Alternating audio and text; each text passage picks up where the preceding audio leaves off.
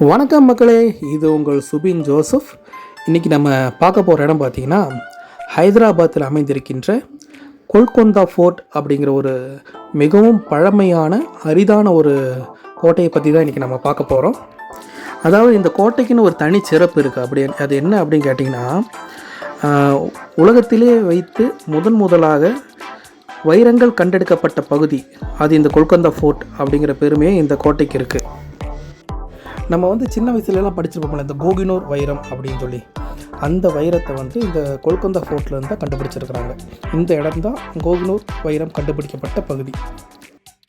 அதனாலேயே இந்த ஒரு கோட்டை பல மன்னர்களுக்கு சிம்ம சொப்பனமாக இருந்திருக்கு அப்படின்னு சொல்கிறாங்க.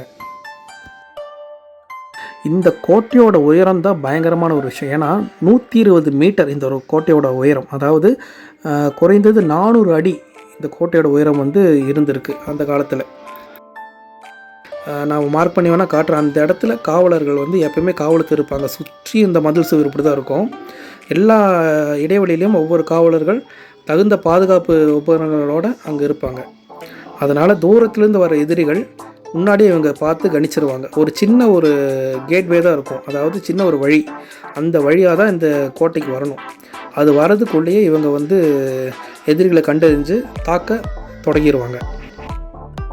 பாதி இந்த கோட்டை சிதைந்த நிலையில் இருக்கிற காரணத்தினால இப்போ கவர்மெண்ட்டே இதை டேக் ஓவர் பண்ணி இப்போ கார்டனெல்லாம் செட் பண்ணி கொஞ்ச நாளாக மெயின்டைன் பண்ணிட்டு வர மாதிரி தெரியுது. கொஞ்ச நாள் இல்லை, ரொம்ப நாளாக மெயின்டைன் பண்ணி நல்லா நீட்டாக கொண்டு வந்துட்டுருக்குறாங்க. இது ஒரு நல்ல ஒரு சுற்றுலாஸ்தலம். அதாவது ஹைதராபாத்தில் டூர் வரவங்களுக்கு இது ஒரு சிறந்த ஒரு பொழுதுபோக்கு இடம். பார்க்க நிறைய இருக்குது உள்ள. அதாவது அந்த காலத்தில் அவங்க கட்டட கலையோட நுட்பங்கள் எல்லாம் இதில் தெரியும். பாதி இடங்கள் அப்படியே உடைந்தும் அப்புறம் அழிஞ்சும் கிடக்கும். ஆனாலும் அந்த கோட்டையோட கம்பீரம் நம்மளை மிரள வைக்கும். அதாவது இந்த டாப் வியூ, அதாவது மேல் தோற்றத்துலேருந்து பார்க்கும்போது இந்த கோட்டை எவ்வளோ பெரிய ஒரு கோட்டைன்னு நமக்கு தெரிஞ்சிருக்கும்.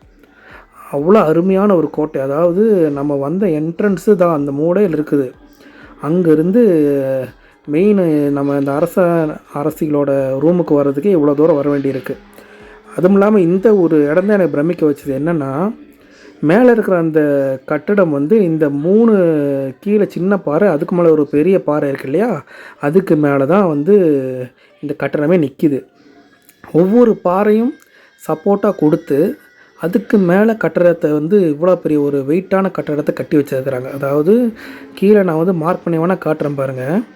அந்த இடத்துல ஒரு சின்ன 2 பாறை இருக்கும். அதாவது வீடியோவில் சின்னதாக தெரியுது, பெரிய பாறை தான். அதுக்கு மேலே ஒரு பிரம்மாண்டமான ஒரு பெரிய பாறை. அது வீடியோவில் ரொம்ப சின்னதாக தெரியுது, ஆனால் இது ஒரு பெரிய ஒரு பாறை. அந்த பாறைக்கு மேலே இந்த கட்டடத்தை கரெக்டாக ப்ளேஸ் பண்ணி கட்டியிருக்கிறாங்க. அது இத்தனை வருஷம் அது நிற்கிது பார்த்தீங்களா. அங்கே இருக்கிற அவங்களோட ஒரு கட்டடக்கலை நுட்பங்கள், அதாவது அவ்வளோ கைத்தேர்ந்த ஆட்களை கட்டினவங்கலாம். ஓகே மக்களே, இதோட என்னோடய வீடியோ நிறைவு பெற்றது. இது என்னுடைய முதல் வீடியோ. தயவு செஞ்சு எனக்கு சப்போர்ட் பண்ணுங்கள். மிக்க நன்றி. வணக்கம்.